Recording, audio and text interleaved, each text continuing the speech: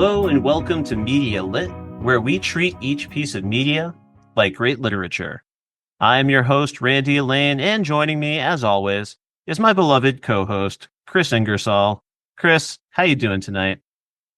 So good, Randy. 2 nights in a row, you and I gathering here to record some Media Lit, but tonight is an especially special night as we're getting back to the island, buddy. It's draft night, and we got a lot of fun folks with us. How are you? How was your day? Honestly, I spent most of the day just razor focused on this event tonight. If folks have listened to recent episodes, you may know that we are in the midst of what we've been calling hot draft summer. We've got so many draft pods. We drafted classic television shows back in June. I won. Yep. In August, we drafted our own Guardians of the Galaxy awesome mixes and pitched a potential fourth film in that series. By the time this goes live, our definitive Batman draft that we did on the Batman by the Numbers podcast should be out. And tonight, we were able to get a group of brave souls together to help us celebrate the show Lost. We're about to hit the 20th anniversary of the premiere of Lost. This is a really special show for both myself and for Kris. This show really helped define contemporary television. It set a new standard for serialized storytelling. It was a unique project and maybe sometimes a little bit of an unwieldy one. But I believe all of the folks gathered here tonight believe that it reached a really satisfying emotional conclusion after 6 seasons. And all those copycats that tried to spring up after this show ended really failed. Certainly like vestiges of Lost and little storytelling strategies that were successful on Lost have found homes on successful shows since then, but nothing's quite recaptured this exact magic. If we're being honest with ourselves, this show should probably be just left alone to stand on its own merits. But what this draft presupposes is that it still might be really fun to pitch a Lost sequel in honor of the 20th anniversary, if only to honor and revisit our favorite characters and mysteries. So Kris, I showed my hand. I think Lost is what it is. It's a product of its time. We don't really need a reboot. We shouldn't really touch it. But it's so fun to imagine what it could be. What do you think? Does this show require a reboot? Oh, it doesn't require a reboot by any means. No. I think if you're a true fan of the series, you appreciate everything that it achieved the first time around. But if we're going to do it, I have questions that they could answer. You know, I am very excited at the prospect of potentially going back to this world. Necessary has nothing to do with it. Yeah, absolutely. So if you are at home shaking your head right now, ready to tune out, hopefully you are not one of those non-fans who believes the rumors that they were dead the whole time. That's the biggest sin I think that any Lost fan would speak to, is we don't need you to love the show, but we just need to make sure you are not propagating that false narrative. We had a much stronger ending to the series than that. Kris, So you look like you true. want to hop in. We need to introduce our guests. We have to keep this thing moving. Oh, yeah. But my favorite little, it wasn't a copycat, but when you talk about storytelling elements being reproduced elsewhere, Arrow goes on to use the flashback convention tremendously well in their first 2 seasons. Like, it's a beautiful way of using the story convention. But Arrow also, in their pilot, besmirches the great legacy of Lost with a throwaway line for Tommy Merlin, who says, "Oh, in Lost, they were all dead," with the most smug, punch him in his mouth kind of look. And I've never forgiven the show for it, despite absolutely loving it. Yeah, I despise that This Is 40, starring Paul Rudd, for the same reason, also perpetuating that. But listen, folks, we are trying to celebrate a show that we love. And believe it or not, we were able to find 4 other creative folks who were kind enough to join us on this voyage. They also love the show. So I'd like to take a moment to introduce our guests. After I introduce each guest, I'm also going to give everyone a chance just to kind of plug their social media contacts and things like that.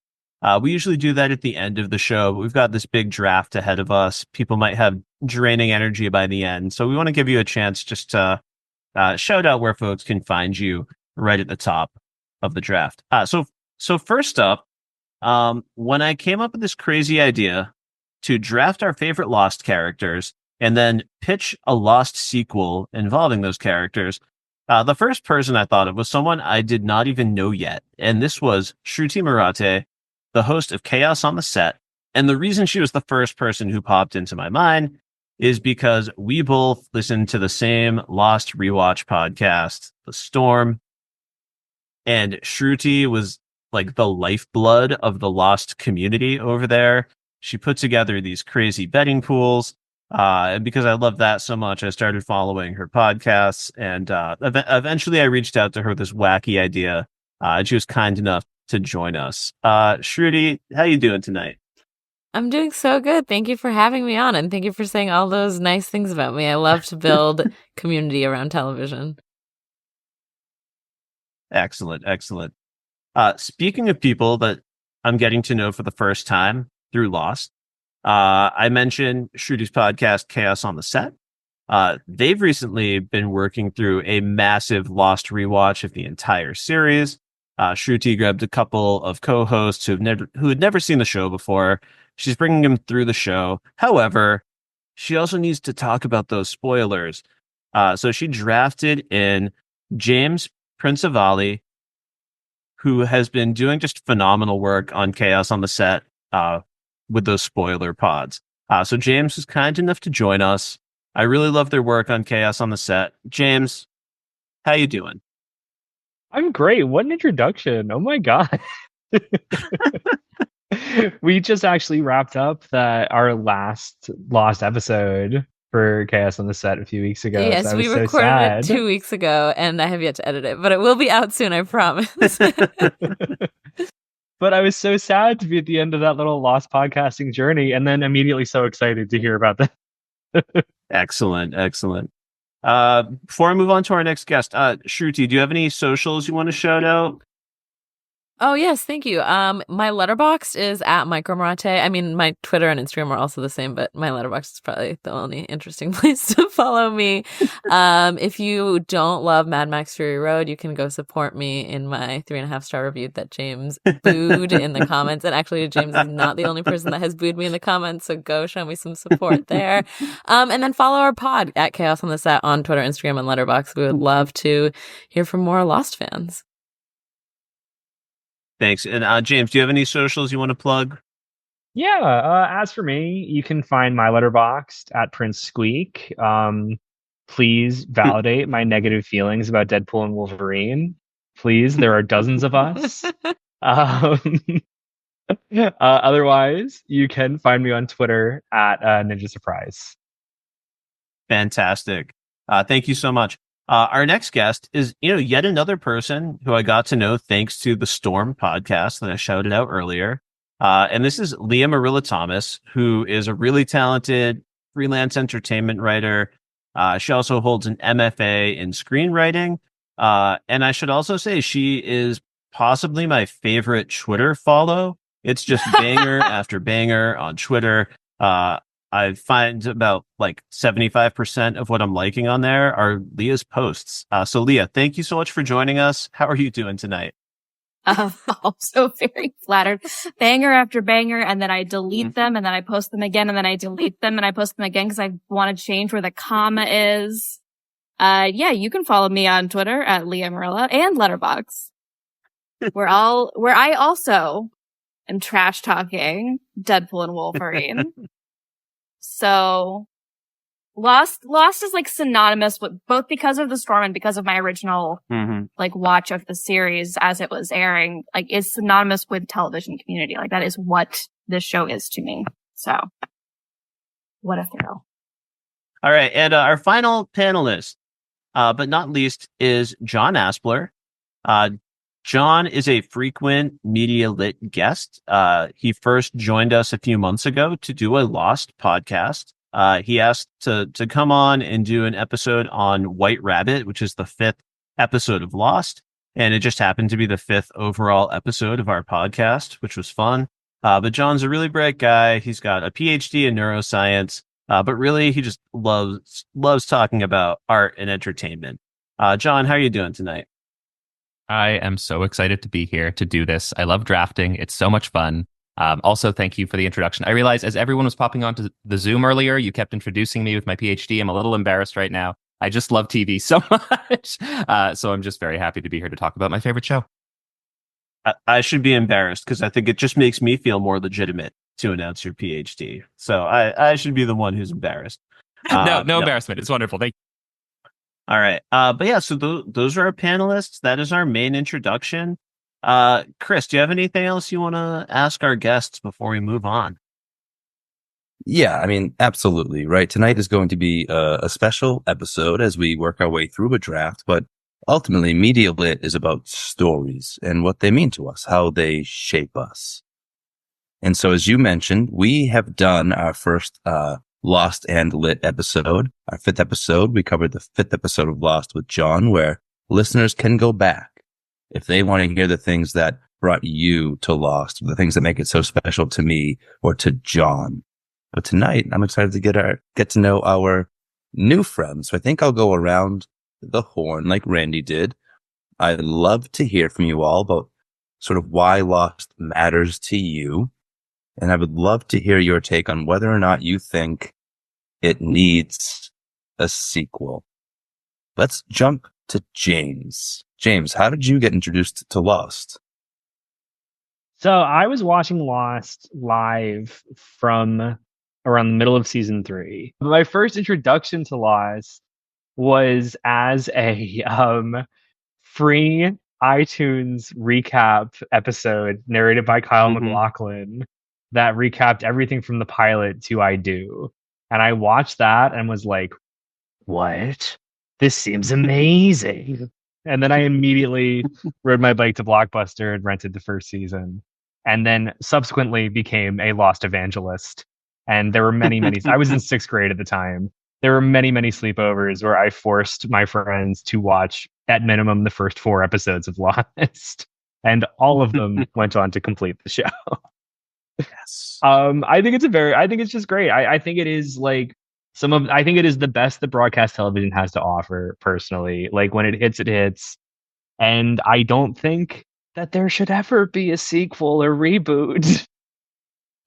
I don't know, especially in our current climate of sequels and reboots.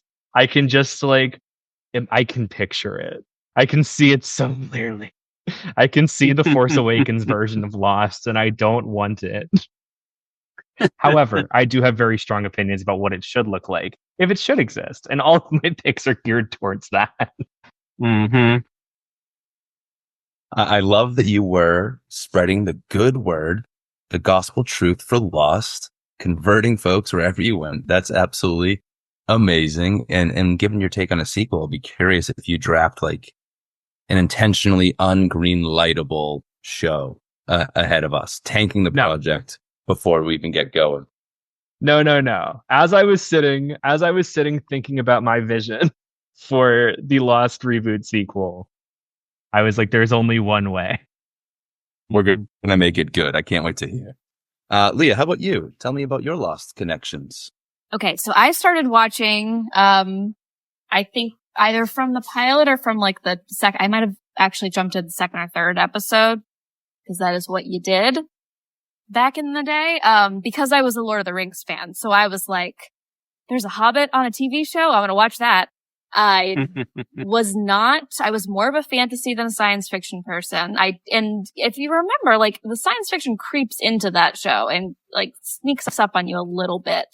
So I got very sucked in. I didn't have a ton of friends who were watching it with me. They were mostly watching like Grey's Anatomy or Desperate Housewives at the time. Then I got to college and made friends that were watching it. And one of them it was like one of those super college things where he's like, I'm in a handicapped dorm, even though I'm not supposed to be. So it's twice as big as it's like everybody else's. So everybody can come to my dorm and watch TV. And so we would come every single week and we would watch Lost. And if you missed the episode the next day in the dining hall, someone would say, "What happened on Lost?" And you'd tell them. Because it was not like, the spoiler culture did not exist the same way it does today. Because you could go to like abc.go.com and stream it, but it wasn't like a common practice. Mm-hmm. Usually if you missed one, you would just deal with that later and have somebody tell you what happens and you could watch the next week. And so that was, I think, yeah, I watched the entire series like with that group of friends. I think we watched the finale at like my house, somebody else's house. So it's always been, as I was saying earlier, it's always been about like bringing people together to theorize and fighting over which people you thought should get together. Fighting over who's the coolest character who you hated that week. And then with The Storm, with this podcast that most of us followed, I had started a rewatch around the same time the podcast had. So I slowed down to watch one episode a week. And boy, oh boy, did that get me through lockdown days, as I'm sure many of us can relate to. And then it was the same thing. It was a group of people and we were talking about theories and talking about relationships and, oh, here's one last thing about Lost. You said you need people. I also need people to know that they were not dead the whole time, but equally as important, I need people to know that the polar bears were explained on more than one occasion. That's the other common misconception that if you watched the show, you wouldn't have an issue with. Do I think there should be a reboot? No, there should not need to be a reboot of anything ever. And the story for these characters ends fine. But the story for the island is not over. It can go on. In my ideal world, a reboot would have like almost completely different characters, would have like maybe one or two, oh, hey, Benji, legacy characters. So I'm interested in how these are all going to work with so many ghosts and OGs. But yeah, we can find a way, probably better than anybody else. Yeah, we shall see. Some real fans like we have here can find a way. I love that yours is a story of community. I mean, stories like adventures must be shared, right? Listeners at home also should know that Leah was brandishing a quill at some point during that response. So kudos. Yeah, I'm in this office that is full of press gifts because both me and my roommate are entertainment journalists. And this is from the Peter Dinklage Cyrano. So it's a pen. Oh, nice. Excellent pen. Good pen. I mean, only the writer can tell us, I suppose. Okay. That leaves just Shruti. I cannot wait to hear your Lost story, a Lost podcaster yourself. Tell me, how did you take in the show? Yeah, I mean, I watched Lost. It's funny because I always intended to watch Lost, like even when I was in high school, like teachers would be like, oh, you would really like Lost. I'm like, yeah, maybe I'll watch it.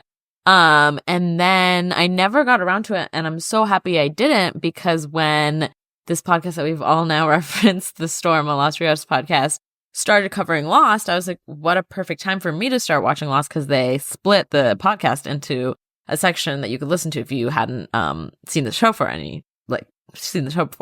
So I watched Lost at one episode a week for 2.5 years, and I think it was just the genuinely, other than watching live, the most perfect way to watch the show, to really sit in every episode for a whole week, sometimes longer than a week if the podcast went on break, but I loved it. I loved agonizing and not being able to watch the next episode because that was the fun. Like, why not recreate what people got to do when it was originally airing?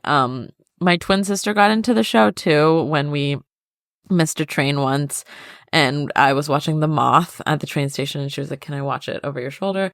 And so we shared an earbud, but I realized very quickly into us watching the show together that she didn't want to discuss it as much as I wanted to. I wanted to discuss it at all times, at every single moment of every single day. So naturally, I joined the Storm podcast Patreon, which included a Slack where people were talking about Lost for every single second of every single day, which is exactly what I wanted to do. And that led to me making betting series for the show and like having people make predictions on what's going to happen next. And it was just so much fun. And because I started this right as I graduated college, it really held my hand through like a post-grad life in a way that like I didn't even realize how much it meant to me until like the weekend of the finale, where I was like, wait, so like now what do I do when I'm sad, when I can't theorize about Lost, you know?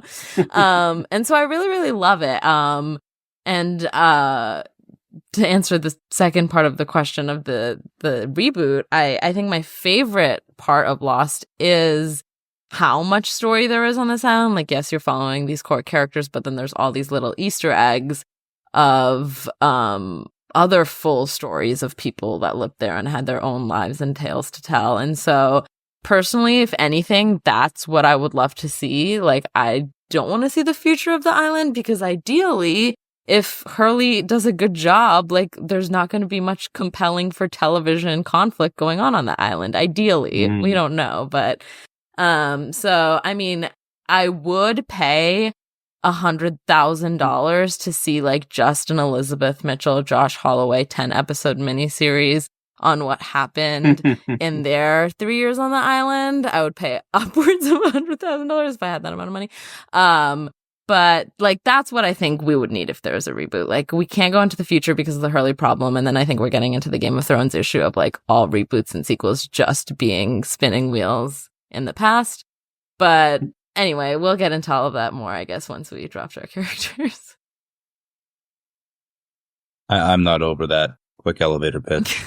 Give me every day of all 3 years they spent on the island together. Yeah, 1,000,000%. There is fanfic out there of it, and I do intend to read all of it.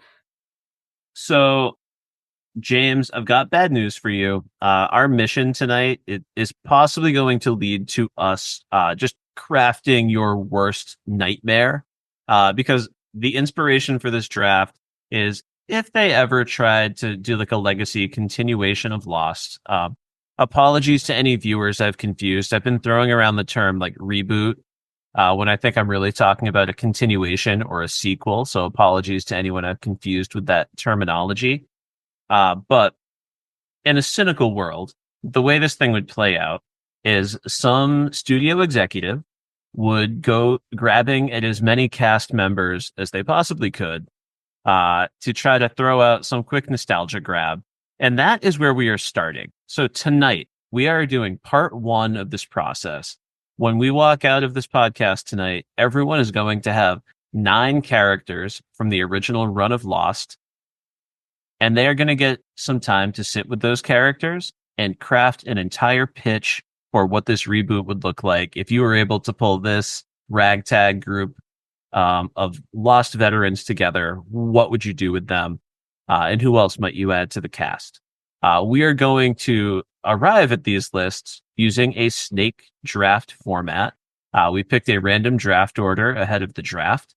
John's got the first overall pick, followed by Shruti, then Leah, then Kris, then myself, and James drew the short straw for the last pick. But because it's a snake round, they're going to get to pick on the turn and grab 2 characters at once, which could be really valuable. So hopefully it feels fair when all is said and done.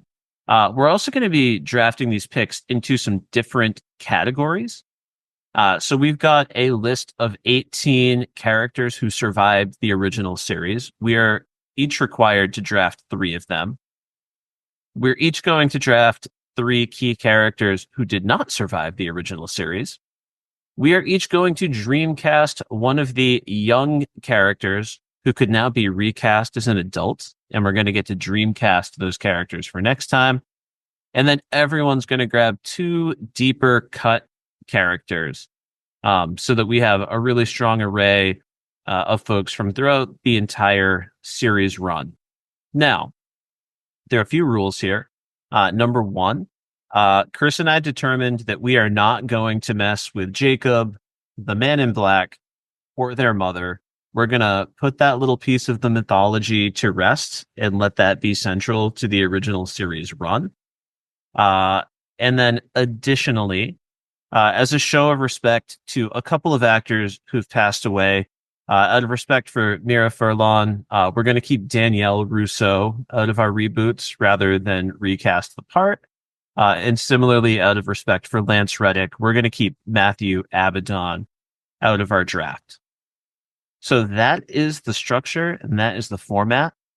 Kris is about to take the reins of this round to round draft process. I'm going to be working our draft document to try to keep that up to date and clear with the characters who are still available. I've also got a little surprise reveal for listeners that I'm cooking up that I'll be working on in the background. So Kris, at this time, I would like to hand things over to you. Thank you, Randy. Yeah, I'm really excited to be able to run this thing for us. Warning to the drafters, I'm going to try and run a tight ship. We're going to try and keep each pick to about a minute for each person. I encourage you to think out loud, share your process, but we're going to have to land on that final pick and get it registered by the 1 minute mark. Without further ado, we're kicking it right off with our esteemed guest, John.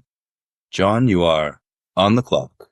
Oh my God. Okay, cool. So because I get to go first, I get my pick, but then I don't get to go again until round 12 and 13. So this is a wonderful opportunity for me to have thought this through a lot, but also I kind of have to be flexible. So a rule I set for myself is that I can't draft a character, at least in this round, that has a deep connection to another character. Like there's no Desmond and Penny, there's no Sawyer and Juliet. I have to pick a character that can work on their own and anchor the show. I also wanted to pick someone who had a lot of story potentially left to tell. You know, everyone was speaking to the idea that this sequel is not a good idea for a lot of reasons. And I think if there's maybe some story, maybe there's an opportunity there.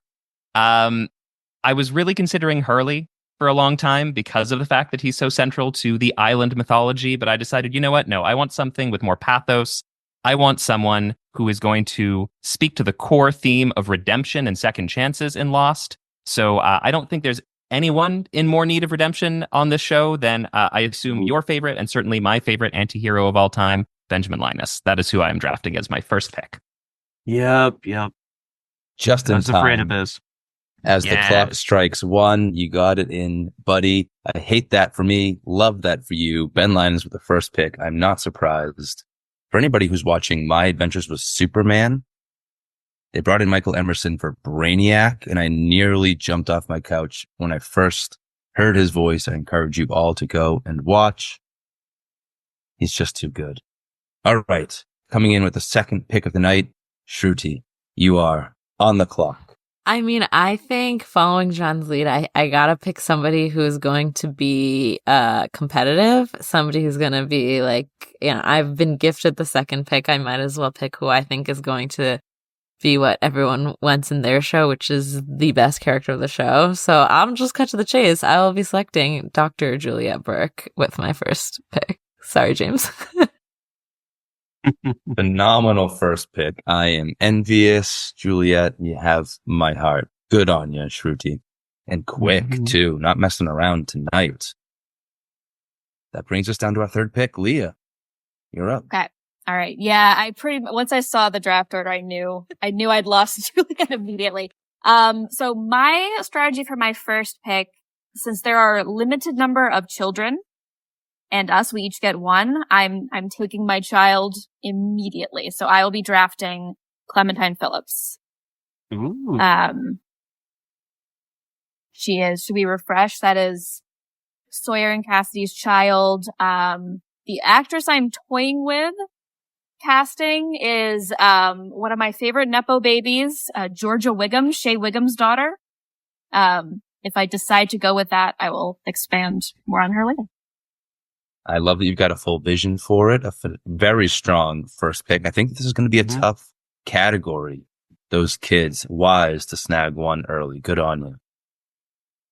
That then brings it over to me with the fourth pick.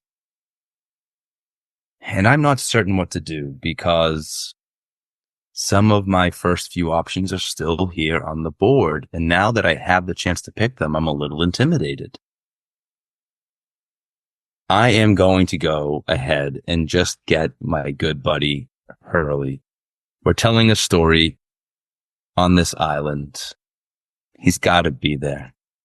I don't know how I feel safe without Hugo. So yeah, give me Hurley. All right. Wow, we are clipping along then. On to my illustrious co-host, Randy. with your first pick. Who's it gonna be? All right, I'm looking at my list right now. I had a certain character at number 1 who is really important to me. And if I lose out on this character, I'm going to be a little bit bummed out. But at the same time, I'm trying to figure out, like, how do I get the star power that I need? How do I get the charm and the human connection that I need from this story? I also like the idea of going with someone who survived the original series, so I don't have to necessarily play too many games with my big picks. But I am going to pick the one and only James Ford Sawyer as my number 1 pick in the draft. You got to get Sawyer on your team if you can have him. Absolutely agreed. Our favorite problematic heartthrob. I'm heartbroken, though, that Juliet and Sawyer have been separated so soon. Really, really devastating, but a great pick. Really, truly a great pick. On down to James now. You get 2 picks in a row here, James. Use them wisely. You're on the clock. All right. So, I mean, the only pair that I was really drawn to is now off the board, and it is Ben and Hurley. So I think I'm going to use my 2 picks to snatch up 2 characters that I think are very important for what I'm going for. So I'm going to take Walt and I'm going to take Richard. Amazing.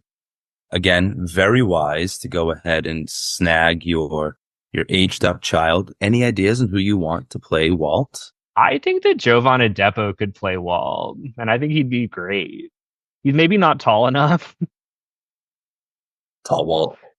but I think the vibe is right.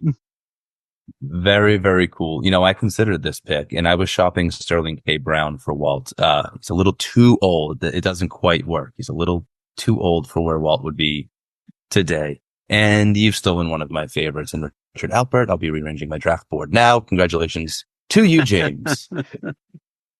Also, does Walt need to be recast? I don't know. I figured it's an open option. Who knows if the actor wants to come back? It's a Dreamcast opportunity.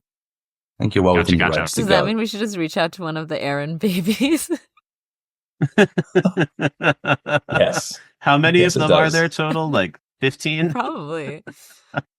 Amazing. All right. Wow. That brings us back now to Randy. Randy, with your second pick, gonna go Ghost? You gonna go OG? Where are we at? Yeah, I'm already regretting my decision to wing it. I saw Sawyer there and I couldn't say no. But now I'm already like asking myself, like, who do I want to see Sawyer spending time with? I think if Clementine had still been on the board, that would have been an incredible combo. But sadly, that is not the case. So right now I am stalling. How much time do I have on the clock? You're about halfway in. Okay. I know I've got like my panic pick ready to go if I can't come up with something that's hitting me a little bit harder. Yeah, I'm just gonna go with the character that is nearest and dearest to my heart, the most complicated character, a character who I would love to better understand and maybe get a chance to see this character go through some more spiritual and emotional healing. So I'm going to go with my guy, John Locke of the Orange Slice Smile. And we'll figure out how we get that ghost in there, but we've got a spirit very much in need of a journey, so I think we can do it. I agree. If anybody deserves more time on the island to work some stuff out, it's John Locke. Good for you. I'm only this much jealous. Okay. That brings it back to me then. And similarly, I'm not certain what to do here. Again, intimidated by the people who are actually still on the board. It's not hard. I'm lying to myself. This is actually quite easy. I'm going to stick in the OG category. I'm going to take Rose. There's only one person who was as intrinsically connected to this island as John Locke was from the jump, and that's That's my girl, Rose. She knew from the beginning it was something special, and no one had the kind of peace like Rose had. Give me Rose. This is like a feel-good posse you've got here. You've got Hurley, you've got Rose. I want to hang out on this island. Yeah, I'm only completely stoked that I have Rose and Hugo together. All right. That does it for me. It brings you back to you, Leah. You are now on the clock. All right. The OGs are going fast, so I think I've got to grab from that category at this point. Oh, devastating to have my child's father. And I also had Rose on my short list, but if we're dealing with ghosts on this show, and I've been told I must have some ghosts, then I'm going to need a freaking medium. So I will next be drafting Maelstrom himself. Yeah. Yes. Brilliant choice. Oh, this is such a tough exercise. Everybody who picks makes me regret everything I've ever done in my life. I'm actually instantly realizing how stupid I was to not pick Miles to keep that parallel universe cop dynamic going. But hey, the way it falls. Oh, and interesting. Maybe that's a dynamic that I could use in a generational sense. Interesting. That's the guy I used to call boss. Okay. That brings us now to Shruti with your second pick. Who's it going to be? I mean, I think I need to take a page out of Leah's book and prioritize the children. Leah, I apologize for taking the Dr. Juliet Burke away from you, but I appreciate being so, on brand. And as is my nature, I think the worst thing that happens on this island is Juliet being separated from her sister. Can't separate sisters. You can reunite nephews and aunts. So for my second pick, I will be selecting Julian Carlson, Juliet's nephew. What a beautiful gesture. I had hoped you would go in that direction. I think your show is coming together as something special. A lot of heart from the jump. We'd love to see it. All right, John, we're back to you. You do have a full 2 minutes as you have 2 picks to make. Go, John. All right. So, of course, because I got to choose first, I figured, you know what, I can make a whole bunch of branching paths. And, successively one person from each of the branching paths has been knocked off. So there's no Ben Locke Echo reunion, unfortunately. There's no Ben Michael Walt hangout and redemption arc. So I'm going to go for my third string pick, which I don't regret at all because these are all still fantastic characters. I am going to go with Saeed, who I think is a character that's going to pair very well with Ben when it comes to new Ben at the end of the series, and also epilogue Ben in the Bardo space. There's something going on between those spaces with Ben, and maybe there's some Saeed adventures that could happen there too. And Saeed, he gets to go off in the Bardo. He feels ready. So I'd really like to have some more motivation from the show, given the unfortunate, abrupt ending that was given to Saeed, to dig a little bit deeper into Ghost Saeed's feelings, right? Because we've got alive people, we've got ghost people in the ghost afterlife, and then we've got Bardo afterlife 2. So we got a whole different successive series of stories we can tell. And with that, the other person that I'm going to cast is Shannon, because if there was one thing in the finale that if there's one thing in the finale that causes controversy, there are many things that cause controversy, but a lot of people have feelings about Saeed, Shannon, and Nadia and the way that those stories ended. I am ultimately very in favor of Saeed and Shannon, but I would love to see more ghost emotional resolution, arcing out of those relationships to make the epilogue and the Bardo work that much better. So Saeed and Shannon. Saeed is very good, and he was a very good pick. And pairing his love in Shannon is just a nice gesture. So good on you, John. This is coming out beautifully. I'm intimidated by everybody's draft board. Shruti, we're ready to come back to you for your third pick. Oh, I didn't expect it to come back to me this fast. Oh, let's see. Okay, I feel like I need to pick an OG survivor before this gets too slim. I honestly just cannot in good conscience take Bernard from Rose. I wouldn't sleep tonight if I did that. Okay, I'm pulling Vincent. I know he's gonna be competitive. I gotta take him while he's still on the board. That was the sneaky, like, gold pick. That was the one you should have got, number 1 overall. Excellent pick. And bless your heart for leaving Bernard where he sits. I will now very cautiously pass it to Leah. Leah, you are on the clock. Okay. So, if we're messing with time travel here, this might have nothing to do with my next pick. This might not be relevant. If we're messing with time travel here, does that affect who and who is not a ghost? I think it absolutely could in your final pitch. In that case, all right, yeah, I'm gonna table that and put my poor child out of her misery and draft Cassidy Phillips, Kim Dickens, her mother, instead. Absolutely lovely. I think it's the logical choice. I think that, again, I wouldn't separate a mother. so kind. Not the behavior of all the writers and showrunners, but your kind. All right. It's now my turn again. And without any ado whatsoever, I will thank Shruti for her kindness. It was certainly my hope that no one would be so cruel as to separate Rose and Bernard. Why would you do that? I need to pair them together. These will be my 3 OGs. I've got Hurley, and I've got those 2 who never wanted to leave the island. I'm really curious what has gone on in their relationship since we saw them last. I'm really curious where Bernard is today. Rose always felt like a character who, like, she had arced before we ever really got to spend time with her. She came to us like really well evolved, but Bernard had growth to do, and I'm excited to see what's left for him. So give me Bernard. I get to throw it now back to you, Randy. The OGs are disappearing fast. What do you think? Yeah, I'm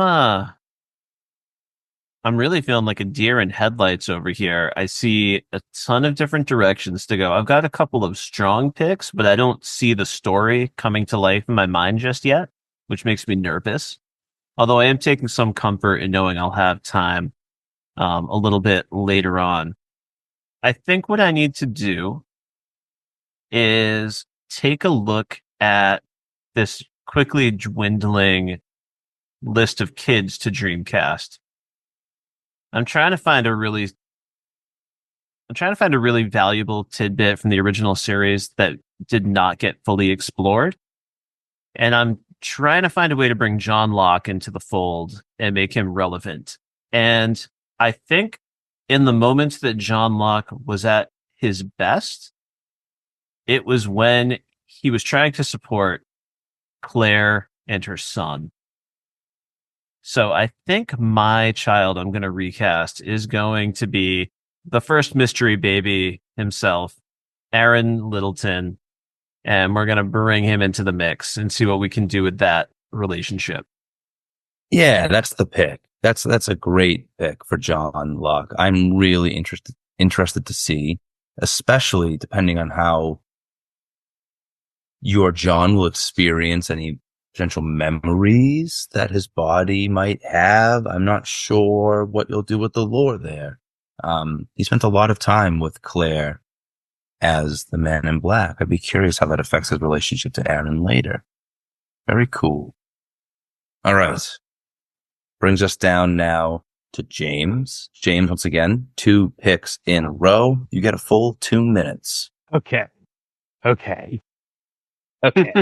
So OGs are dwindling. They're going away.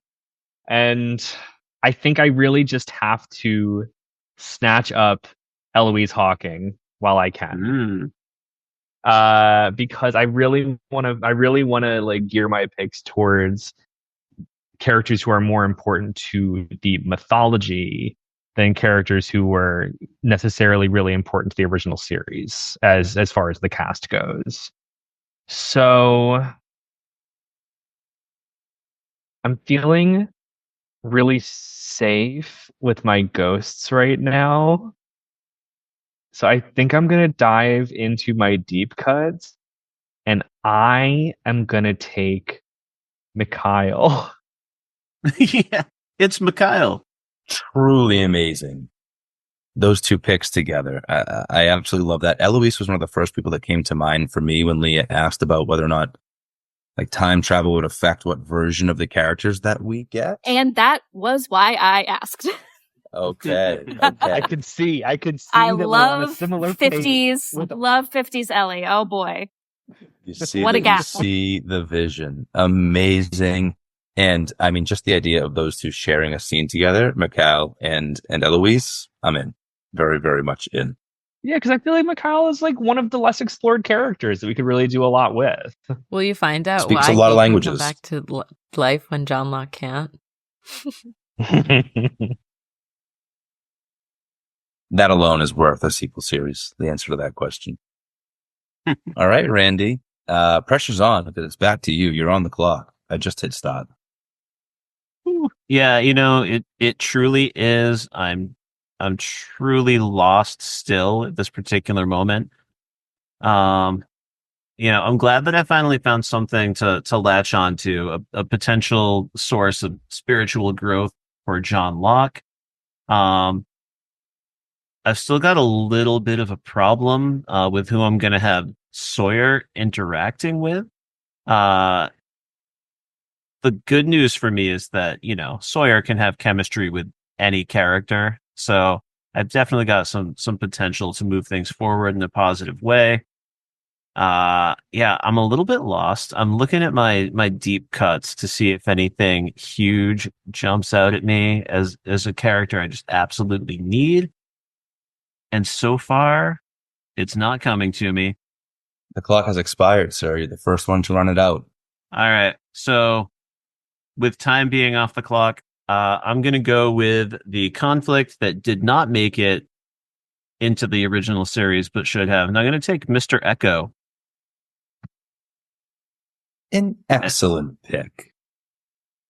Devastated you got this pair without Ben, but delighted for you that you have Locke and Echo together. Yeah, this is amazing. Thank you. Yeah. I think I was just afraid things were getting too heavy on my show, but now some of that pressure's off. I've got lots of dynamic action I can pull out of that. Plenty of time to rework your show pitch. I think you've got a great cast cooking. All right. It is back to me now. Got my OGs. I'm not really shook about this whole ghost scenario. There's plenty to play with there. I think what's most important to me now is sort of the meat and potatoes of the show, my show, which will be the kid, the aged up Dreamcast kid. I think a show has to have a little bit of tragedy to make it interesting. There's nothing more tragic to me than the idea that Desmond's boy, Charlie, would end up wrapped up in the drama of the island. I'm sure Desmond would weep to think that his boy would spend a day on those shores.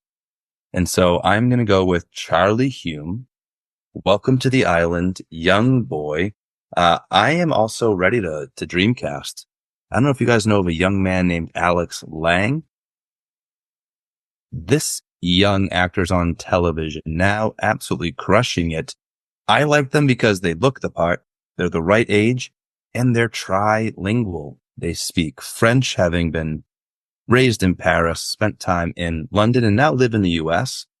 And so while we won't have Danielle Rousseau on our show, her legacy will live on. And I got a Charlie ready to speak some French. Love it. All right. That brings us now to Leah. Okay. Well, I have to do something that is deeply problematic. I have to cancel my show. For the sake of good storytelling and a dynamic that already exists on the original series that is always interesting. I will next be drafting. I'm so sorry to employ her, Kate Austen. I feel like you just put me out of my misery. Yeah. Building a very, God, by accident, I did not intend this, a very female focused show. people online are not going to understand it. And they're going to hate it. So it's going to get review bombs. This is going to be great. We're going to be really happy. It wouldn't And be lost that's all without my it. OGs. That's all my OGs. So, oh boy. Listen, Leah, remember, in the final pitch, you're going to get to create a whole sort of cast billing. Oh, and that's true. You might be able to find a way to make this a small appearance. You can kind of Ant-Man and the Wasp her and And move on they really if, did. if you need to. Okay. Cool. I think it would be a shame not to have Kate drafted tonight. The character deserves it, I think. Yeah, and, like I said, Kate has an established relationship with Clementine and Cassidy, so this would be a natural thing to follow. It'd be interesting to watch. Well, also, one of The us would storytelling. have to draft Kate, right? Because she's... Exactly.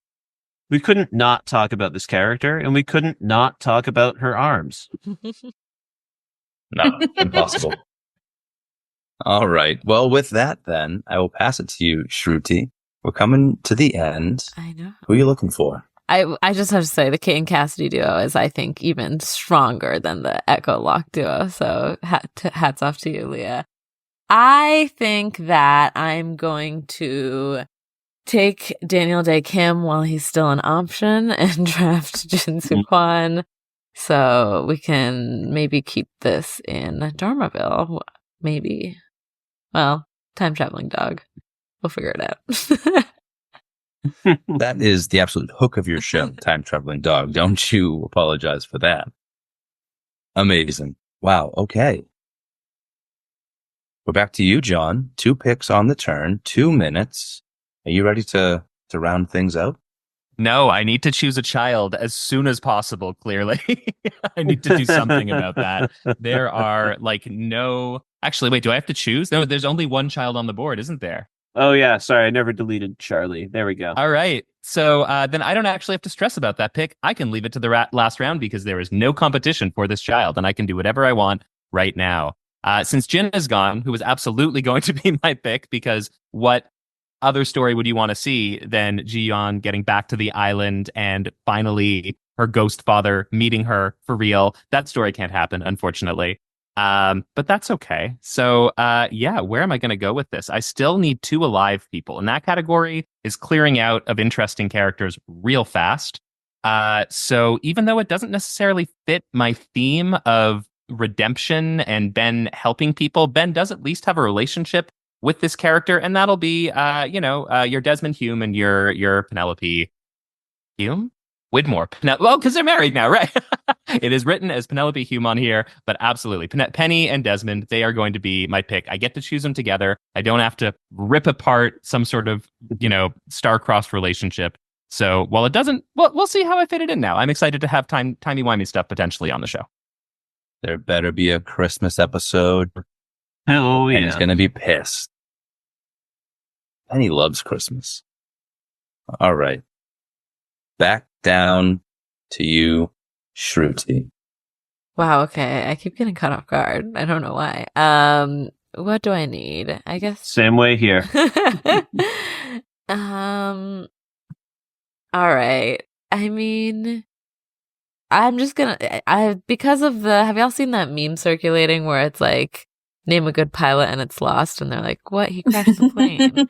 But there's also a great pilot that does not crash the plane. And I'm going to take the pilot that knows how to land planes and draft Frank Lapidus with my next pick. Absolutely brilliant. I know. I was just thinking that would be some great chemistry with Sawyer, but once again, I'll have to look elsewhere. Oh, good for you. I'm not going to be able to recover quickly from that. I'm glad it's not my pick. Leah, you are on the clock. I just got to say, Frank Lapidus and a dog. This thing's going to make so much money. All the dollars. I've stopped the clock. I have reset the clock. Leah, you're on the clock. Thank you so much.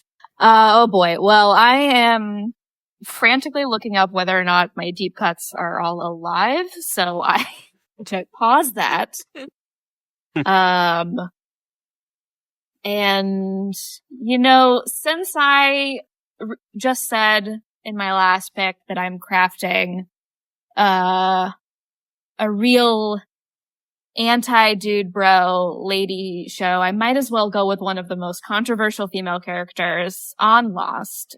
For my first ghost, I will be drafting Miss Ana Lucia Cortez. Nice. She's got unfinished business. I was just going to say justice for Ana Lucia. Absolutely bring her back. And I'm getting good actors in this. You know what I mean? Like, these are heavy hitters who did not get the screen time they deserve. Your first season's going to get some views, that's for sure. All right. Wow, we are getting down to it now. I think I'm still going to shy away from this ghost category as we turn to my next pick.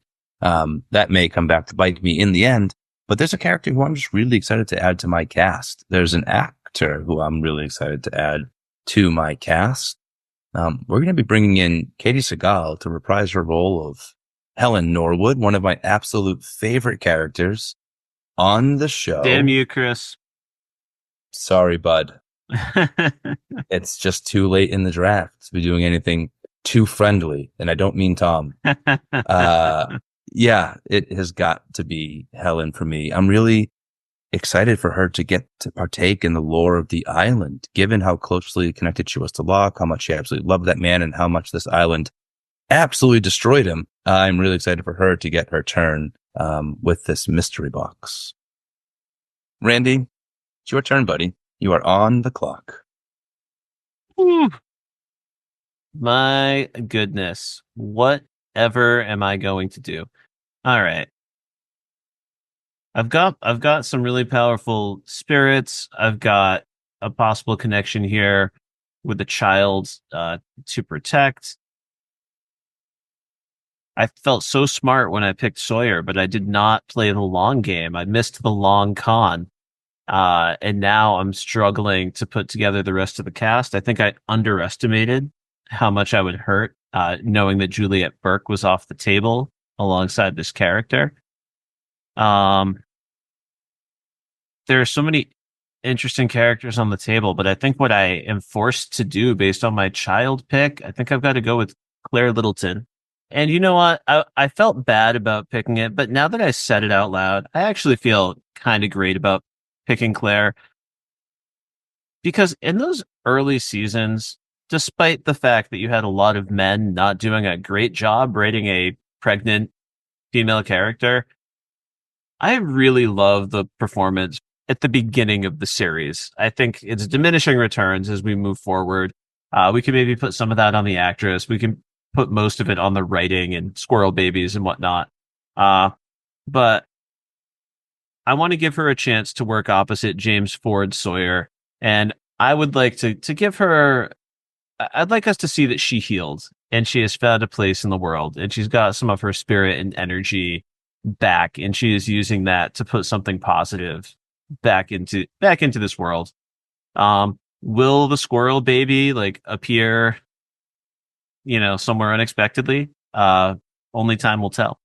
Yeah, it's going to be Claire Littleton for me. There's just a whole Charlie Pace relapse moment, but it's Claire with the squirrel baby, and she just goes full feral again in the face of her lost child. No, it's a great pick. She definitely deserves a second go at things. Yeah, I love that for you, buddy. All right. Thank you. James, we're down to you. All right. My OGs are out the window. I'm gonna come back at the end and I'm gonna just close my eyes and pick one. So I am gonna go with my ghosts for this round, and I'm getting worried, so I'm gonna snatch these up before they go. I'm gonna take Daniel Faraday and Charles Widmore. Amazing combination of characters. We're going to get a little healing, a little father-son healing going on. We can only hope. No love lost for Charles, but I want more for Daniel, so I'm excited to see them get back at it. All right. Randy, I hope you're not too lost in that document because it's on To you again. I've got one survivor, one ghost, two deep cuts ahead of me. I've got some combinations I can work with in both of those categories. I've got a blank slate in Aaron Littleton, so I still got a lot of potential here. I didn't necessarily get everything I wanted, but I'm okay with this direction. Oh man. All right. Here's what I'm gonna do. If the original Lost was about bad dads, we're going to have to interact with that in some way. So why not take a dad who went on an arc, who took some positive steps in the right direction? And I'm going to go with David Reyes as my final OG survivor. Love that for you. Love that for him. Let's get him some work. Let's get him back in action. And let's heal some wounds. I think you're right to say he was heading in the right direction, right? Of the dads, he had a good heart. Absolutely. James, you're devastated. Round, I was thinking, well, surely no one's going to rush to pick David Reyes. I can sit on that for another couple rounds.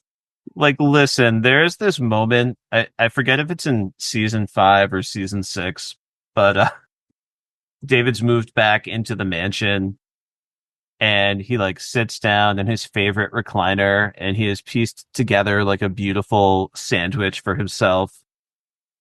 He pops on the TV and there is Nikki herself, of Nikki and Paolo, putting on the razzle dazzle. And I've just never felt more connected to a person than when he sits down to enjoy that sandwich and enjoy some peace and quiet in front of the TV. Love that energy. You can't hate him in that moment. And he's been trying to do the work to reconnect with Hurley. We don't forgive his sins of the past, but perhaps there's still some good he can do. Perhaps this voyage will even bring him to the island. Who's to say? You are to say, actually. We'll get to that next episode. I suppose so.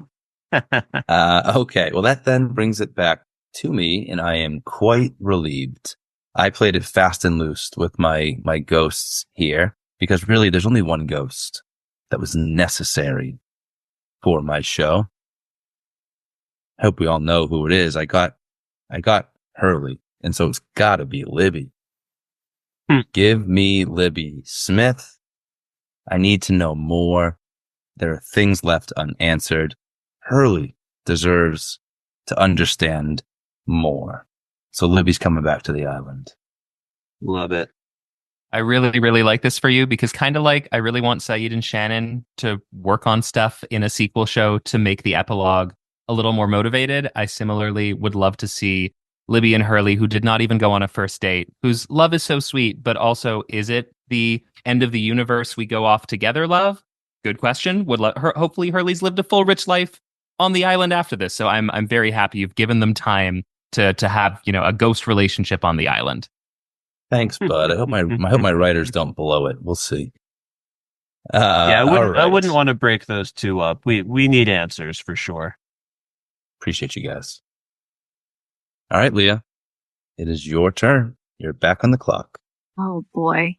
Okay. I'm feeling the pressure to take an OG ghost. We're running through them. And I was going to pick Libby to reunite her with her DUI bestie. I could do something really brutal, or I could do something kind of out of left field. And I am going with brutal. Because I saw, it's fresh on the mind, I saw some lovely pictures of him in Romeo plus Juliet today. I will be picking Michael Dawson. Oh, wow. Who killed on Lucia. Because, he can handle some pathos. And if I need a ghost to do a large storyline, that's a good one. And he didn't get to meet Miles, right? That's fun. Exactly. And talk about two performers who were not served well by their endings on the original show.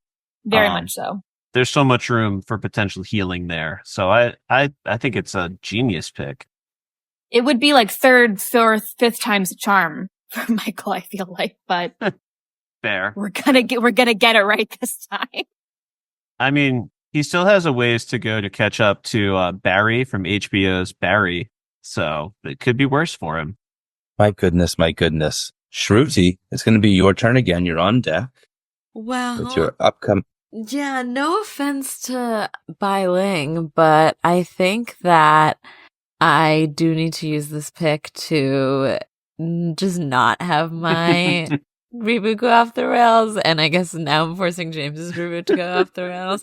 So I'm going to use this pick to take Carmen Reyes. But okay, Carmen Reyes is not a last resort. Please do not let me not phrase this that way.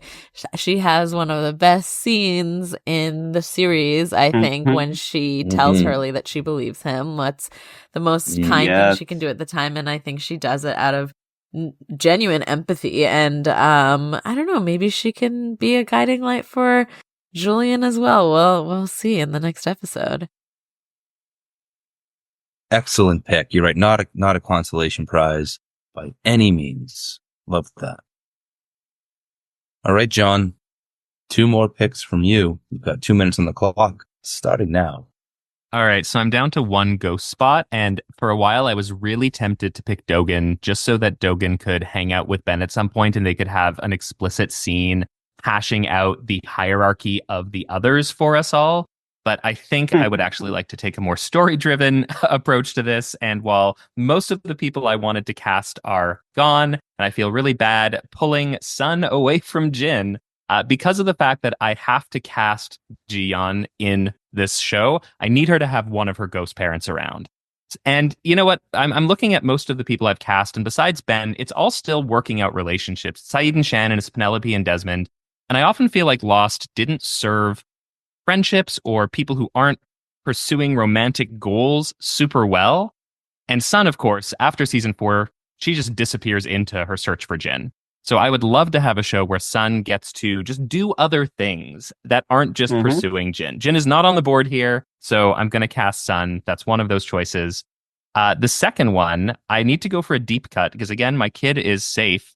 So I think I'm going to have to go for...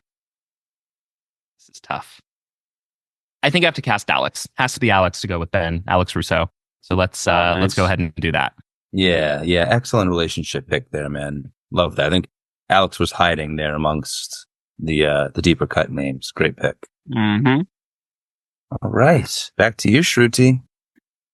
Alrighty. What do I need? I need a ghost and then a deep cut. Alright. I feel like I should do the ghost just out of, picking what's slim. I definitely do not want Jack Shepherd. Not near my Dr. Juliet work. You know what? Let's do it. I think his fee will be high off of Emmy nomination and probably Emmy win. I'm going to be taking Dogen as my last pick here. Nice. Amazing pick. A phenomenal performer and somebody who just lends so much like mysterious gravitas to the island. So an excellent pick there for you. Yeah, such a wasted opportunity because I am super down on the temple, but I was willing to give it a chance just based on how invested I was in Dogen. They did lose me a bit, but yeah, a performer who's only gotten stronger. This was a hidden gem. Love it. Totally. All right, Leah, we're on to you. Okay. I really don't. I know it makes like logical sense for me to have Jack since I have Kate here, but I really don't want this to seem, I feel like that would be too sequel-y of my sequel, if that makes sense. So instead, I'm going to go for my final OG ghost. I'm going to go with Charlotte. I'm challenging myself. Oh no! This is a character I do not like. Oh no. I'm the worst. For our listeners at home, James has just melted out of their Zoom Oh window. no! They just, like a pile of ice cream, James Honestly? melted out of the window. Okay.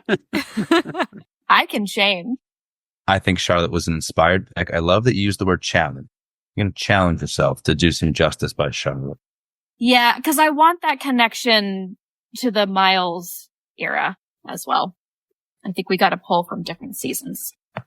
And Leah, I know that you and I both spent some time watching the show Once Upon a Time. Exactly. And, maybe we can do a little bit more for that actress than she got on Once Upon a Time. Oh, yeah, more on that later. Once was the sequel series to Lost that we're trying to Dreamcast right now, wasn't it? Mm-hmm. Okay, well that brings it back to me then, and I'm still gonna stick to my OG ghosts. So Hurley's going to be speaking to somebody all season 1. The audience won't know who it is. It will be a mystery. Mm-hmm. And in the season 1 finale, we'll see that ghost. And it will, of course, be Jack Shephard. I can't believe I'm getting Jack Shephard this late in the game. I thought I was going to get away with it. You almost did. But Leah said his name in her last pick. It scared me so much. I knew this was my last chance. I'm taking Jack.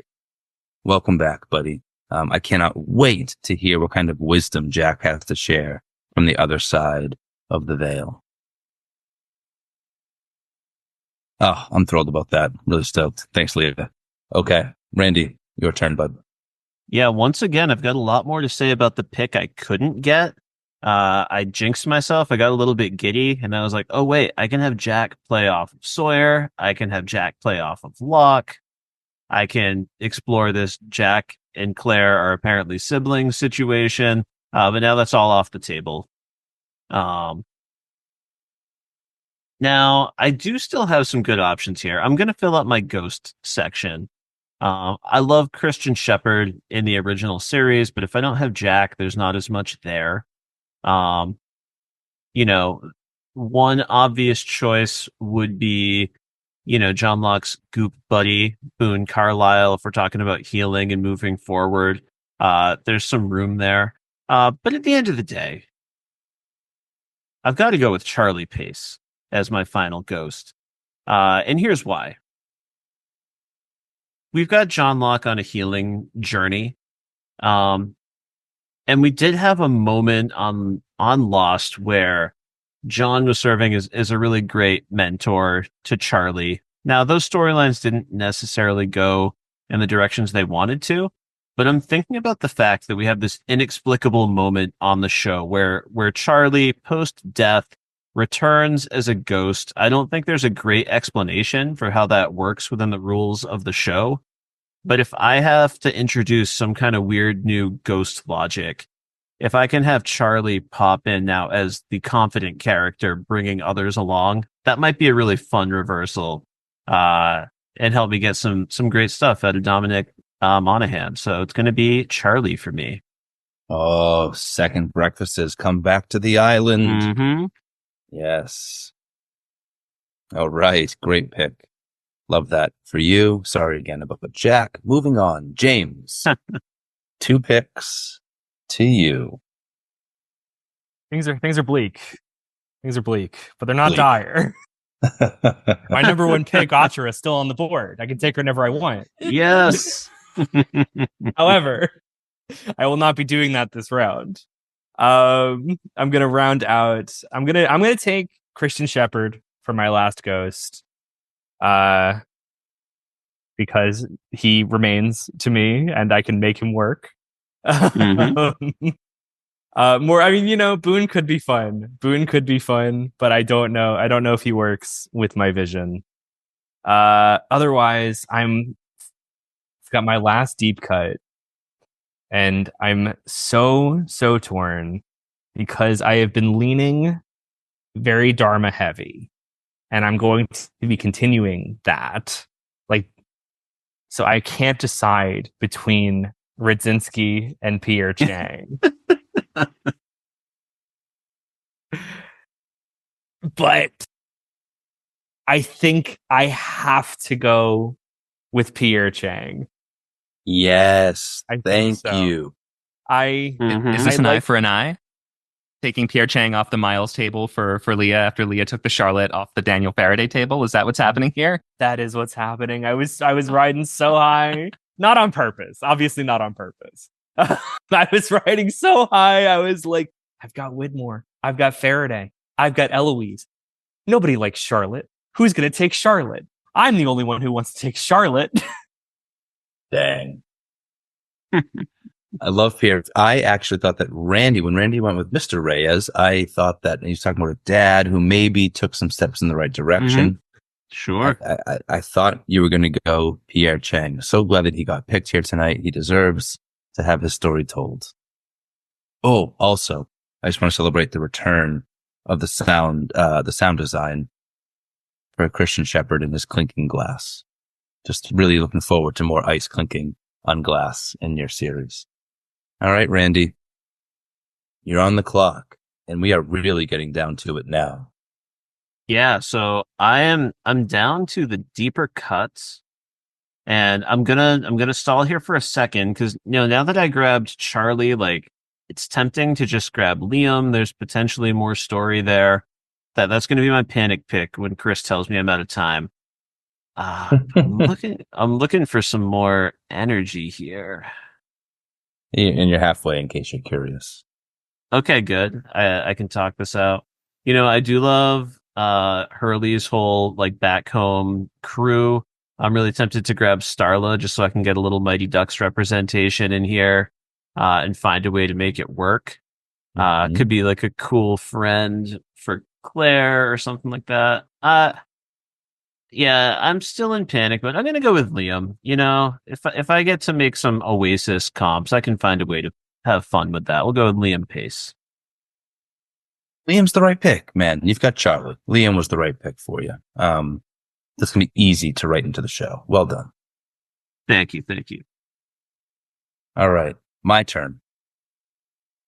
And I suppose my last ghost is chosen for me, and so looking at my deep cuts, got Helen.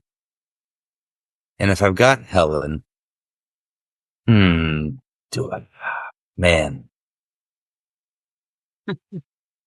It's tough down here, I'm telling you. No, I'm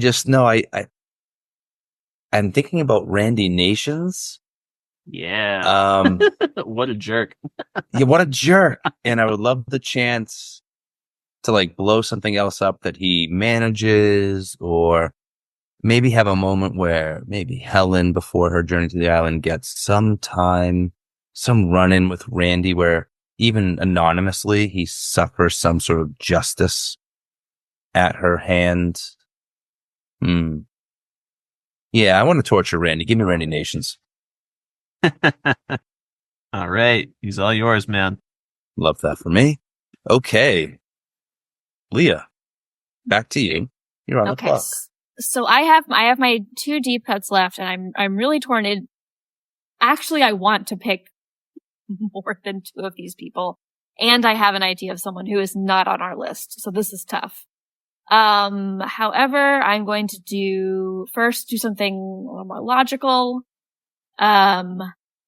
because I don't have any on-island characters in my cast yet. And I see one here, so I'm going to grab her. She is, as far as we know, still alive and still on the island.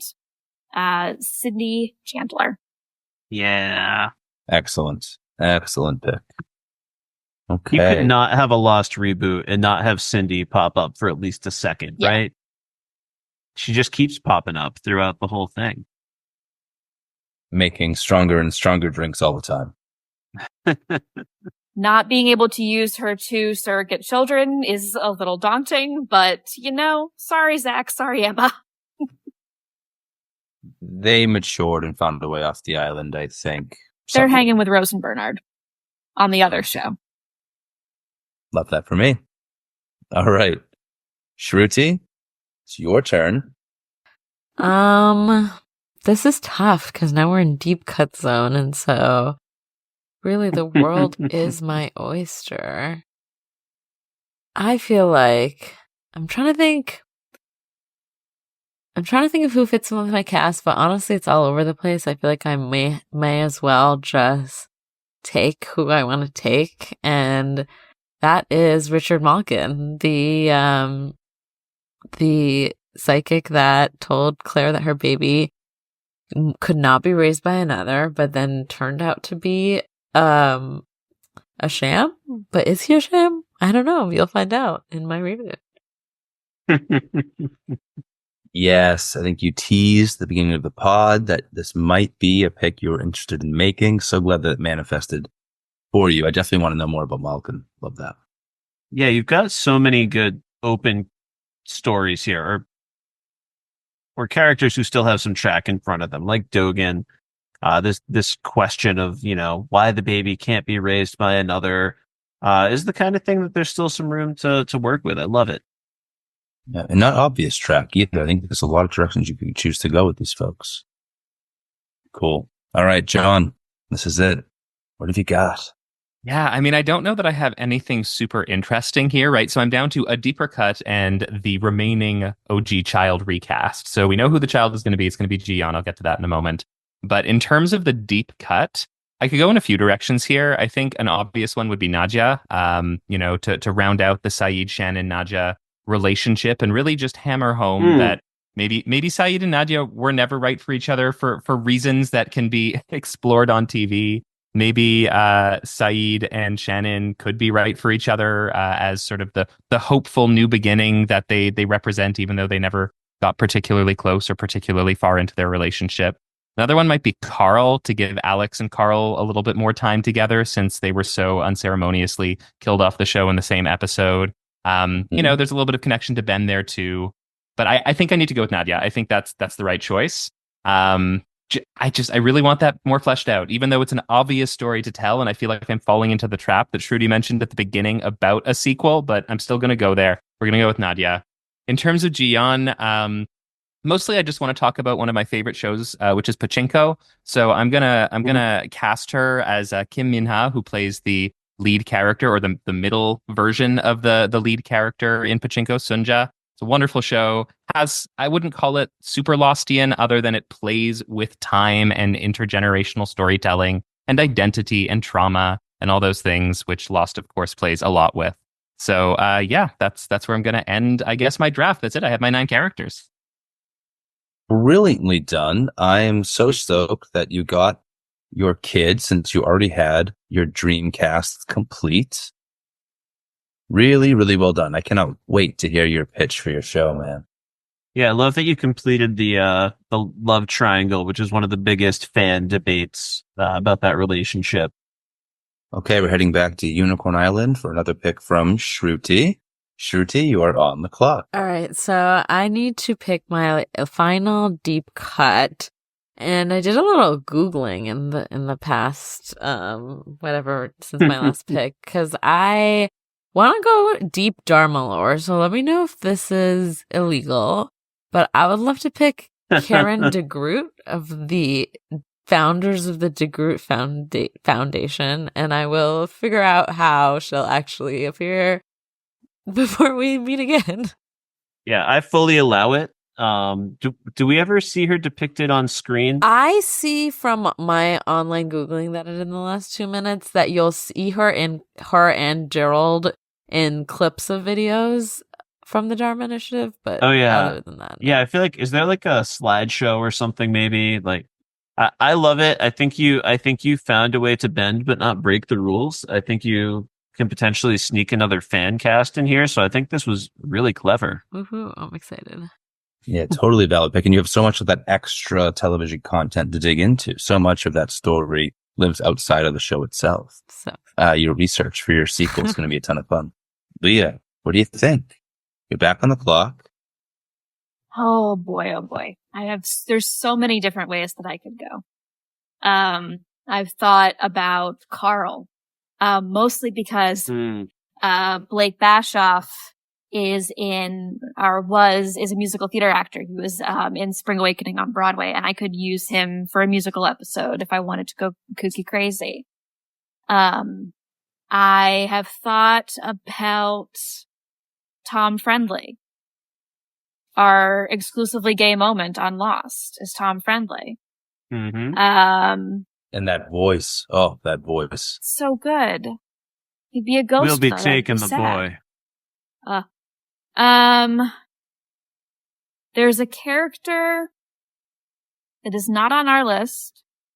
Her name is Greta. She is an other. She was stationed in the Looking Glass. She is played by Lana Priya, of Once Upon a Time. Yes. Oh, and that would be a good setting. Oh, that would be so good. And it's just, do I want to go mystical? So I'm between Greta or Isabella, Richard's wife, who appears towards the end of the series as a ghost. So she's got ghost experience. Who? Yeah, I'm going Greta, because I want to go into the Looking Glass, because the Looking Glass was a very evocative setting that we did not see enough of on this series. Excellent pick. We love a once alum, keeping it in the family. All right. That brings it over to me then. And I'm still filling out my deep cuts. One last deep cut. Or actually, I think I have you missing a ghost. Do I not need Yeah, a you've ghost and a got deep cut? Helen and you've got Randy Nations. Oh, yeah. It was just two of those, wasn't it? All right. Good. Good. Because I was going to pick Martin Keamy just to kill him again. I'm going to bring him back just to kill him again. Actually, I was also considering drafting Leslie Arst because I just want Dr. Doctor on my show. We didn't make that joke enough the first time around, and you guys know that, right? Arst is the German word for doctor. I did not know that. His name is Dr. Doctor. That's perfect. You're welcome. You may not be killing Kimi again, but it looks like you'll still get to throw a booneral. Oh, man. I'm both stoked to have this pick, stoked to have had that term dropped on this podcast. Yeah, give me Boone. I mean, I have to take Boone. I have no choice. But one of the, not earlier ghosts, but an OG ghost, not OG series, but also an OG ghost, right? Really messing with Locke's mind. So yeah, give me Boone. He can hang with Libby and Jack. I dig it. All right. It's now to you, Randy. How do you end this then? All right. I was panicking for a while, and then I was looking at my list, and I've got a lot of great potential drama. I've got a lot of potential for healing here. I was tempted to go with Anthony Cooper because he's at the core of both John Locke and Sawyer's stories. But I don't think we need to bring this abuser back into the mix for them to find some healing. I don't think we need him there. I'm also looking at my list and I'm thinking a lot of dudes on my list. And I think that's a pretty huge problem that I failed to notice until now. So I'm pretty frustrated with myself over that. So there's only one pick on the board that helps me make a lot of positive progress towards potentially fixing that. So my final deep cut, I am going to go with Sarah Wagner, portrayed by the great Julie Bowen. And I think she's got a shot at finding her way into being a more serious part of my cast than I ever would have imagined before I sat down for this draft. But yeah, that just feels like the best Band-Aid left to me based on like proven star power and experience. Love that. It gives me I'm thinking of maybe a little Phil Dunphy cameo, right? We had not Phil Dunphy, the drama douche. I would love is it him? No, it's actually Phil Dunphy. That would be great. Good pick. Yeah, I think that Sarah could be interesting to learn more. Is she going to be on the island, do you think? I definitely haven't thought that far into it. I think I've got to find a way to make Claire work. I think there's some potential for some kind of a friendship or relationship, or my initial thought is those two have crossed paths in some way. I don't know if it's a positive thing or a negative thing, just yet. But But, and I know there are a lot of potential fun things I could trust Julie Bowen to do. So I think I just wrote in a little flexibility for myself. If nothing else, we trust Julie Bowen. Absolutely. All right. James, it's down to you. You are on the clock. Well, here we are at the end, and I'm left with the best character in the show, Atra. Did you guys know that she learned to do mystical tattoos on the island as a child with the others? You can't prove that it didn't happen. I think that's great lore for your show. So yes, to round this out, I will be going with the one and only Bai Ling to round out my my reboot cast. Bai Ling is an institution, and I'm honestly feeling extra warm toward her at this particular moment in time. And the reason why is Kris and I recently did like a 2-hour podcast on The Crow from the 90s. When we were researching that, I believe this was actually Bai Ling's interview for the Getting Lost documentary. It was. But yeah, they released a little clip of her talking about, one of her very first roles in the US was in The Crow. She talked about meeting Brandon Lee and having absolutely no idea who his father was until one of her friends gave Bruce Lee's like Chinese name. And then she went back to the set the next day and was like, holy shit, like that's your dad? And then she just had like such warm, lovely things to say about Brandon Lee. Loved by Ling. Yeah, she's an absolute legend. She's a legend on this podcast. Absolute podling royalty. Great pick, James. And that will do it for the first episode of our Lost sequel experience. Thank you all so much for joining and drafting. Yeah, I've got to second those thanks from Kris. Now, James, I know I pointed out at the beginning of the pod, I was not trying to make you feel left out, but you're the only one of us who's not, connected to the Storm Patreon. They but I've got to ask. To the pod. I was a listener. Okay. But I was not on the Slack or the Patreon. So you can see where I was going with this. I wanted to make sure you heard Joanna Robinson interview Bai Ling, because it's one of my favorite moments from that entire run of the podcast. My God, yes, it was such a good episode. Yeah, phenomenal stuff. But no, thank you so much to everyone. I really love the picks that people put together, and we've got a lot of great potential pitches next time. I'm in fact so optimistic that I'm almost thinking we might come up with some pitches that I would consider watching. There is this sort of desperate nostalgia grab element to the whole process. However, we were so limited in the characters we could turn to that, we might actually unlock something pretty cool. So the last thing I want to do before we really just wrap up the show for the night is I just want to give a quick preview of what's going to happen in episode 2. So as it stands right now, we've got 6 panelists in total. We have now drafted 9 characters from the television show Lost. On a future date to be determined, we are going to reconvene and we are going to pitch our concept for a series using these characters. And there are a few additional considerations that we are going to have to make. Number 1, obviously we're going to need a title for this sequel series.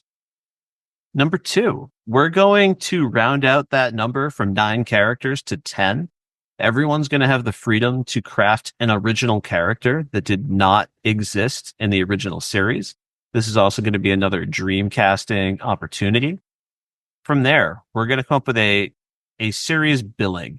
You're going to get to pick 4 of your 10 characters to really be considered like the main series regulars who are going to get the most time, space, and attention. You can distribute them any way you'd like. These could be deep cuts who are getting elevated to top billing, or these just could be your OG cast members who were already big parts of the show coming back to do more. You're going to pick a couple folks from your list to be recurring actors, folks who we'll see pretty often throughout the season, but not every single time.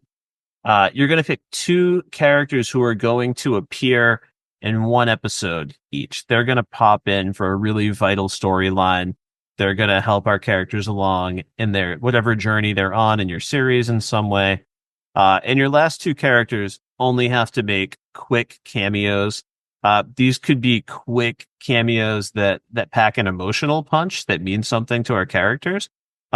Or they could become a little bit of a throwaway joke, a little bit of humor, a little bit of a nod to the audience about something that worked or did not work so well in the original run. And we're going to put those outlines together. We're going to hear some real broad strokes about what a couple of those episodes might look like in terms of the overall thematic thrust. We're not writing out full scripts here, although if you get into it, please go nuts. And that is what we're going to be doing. However, I have a little surprise for our listeners. I've got a surprise listener challenge. So if you are listening to this pod and you're thinking this crazy draft sounded like a blast and I want to pitch a show as well, I am going to ask you to pitch a simplified version of this show. You're not going to have to meet all of our categories. But I, before the draft, picked a very special way to select 6 random characters from the draft. So as we were drafting, I wrote down our 4th overall pick, our 8th overall pick, our 15th overall pick, our 16th overall pick, our 23rd overall pick, and our 42nd overall pick, in honor of the numbers. So if you are listening and you would like to hit us with an email at media.slash.lit@gmail.com, please tell me what a series would look like involving Hurley, John Locke, Cassidy Phillips, Bernard Nadler, Jin-Soo Kwon, and Christian Shepherd. That is the challenge that I set before you in this moment. Perhaps those numbers mean something and you'll come up with something really beautiful. We'd love to read some of those on the next episode if we can. Kris, do you have anything you want to check in with before we say a final farewell? No, really stoked to hear from the podlings, though, and see what kind of creative ideas they can come up with. I am also surprised by this announcement, and I'm just so impressed with your creativity, buddy. I'm glad that we can play with the numbers a little bit here and have some fun with the podlings. Excellent, excellent. All right, folks. So before we sign out for today, if you want to get in touch with your lost thoughts and favorite characters, or perhaps someone you're shocked we left off the table, please hit us up on Twitter at MediaLitPod. Please hit us up on Instagram at media.lit.pod. The Frogurt fans are going to be pissed. Totally pissed. And just one more thank you to all of our guests, and I can't wait to get back together for these pitches. Have a great night.